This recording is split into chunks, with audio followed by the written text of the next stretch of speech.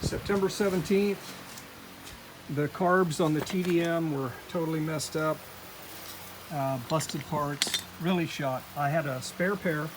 I've installed them, charged up the battery, had to bypass the reserve circuit of the tank because the screen was broken and I don't want to get any trash in there. So I'm going to give it a try, see if it'll start.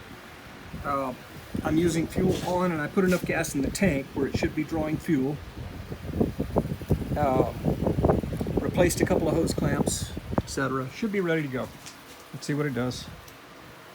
I don't have choke, so we'll see. Oh, there we go. Sounds very nice.